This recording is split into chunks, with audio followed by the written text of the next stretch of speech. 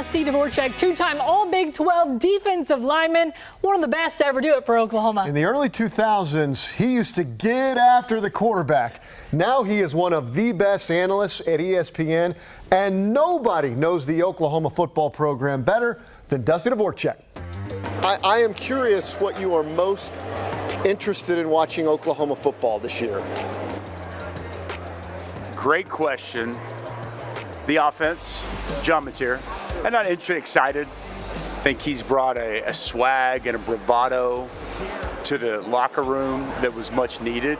I hate to draw the comparisons, but there's similar intangibles that John Mateer brings to the table that Baker brought to the table, just from an overall confidence of the locker room standpoint and just the way he carries himself.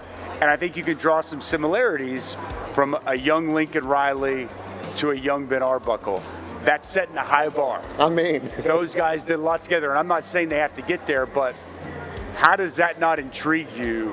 How does that not draw a ton of interest heading into the season? For OU fans who hadn't seen a lot of John Mateer, what are they going to be watching in the fall? Athletic. The guy can move around very well. Play breaks down. Offensive coordinator, Ben Arbuckle's not always going to call the right play. He can make a bad play good. And I think that we're going to see a lot of that. And I think just genuine excitement on the football field. I mean, you know, again, running down, celebrating with your teammates after you throw a touchdown. It's the Baker stuff. Where'd we see that before? Yeah. That, again, I don't think the guy's trying to emulate Baker. I just think that's who he is. Got to ask you about Brent. Obviously, it's a big year for Brent. How much pressure is he under? Because you got to win at Oklahoma. Yeah. Look, he's under immense pressure. He's been under immense pressure since the day he took that job. He knows that. You know, this is what he signed up for. He knew what he was walking into. He'll be the first to tell you. He's got to win. They got to win this year. It's got to be a much improved season, and I know it's the toughest schedule in college football, says a lot of people. Not my opinion. There's a lot of metrics out there that'll prove that out. It's a massive year, and I think they're going to be ready for that, but, you know, it's a results-oriented business.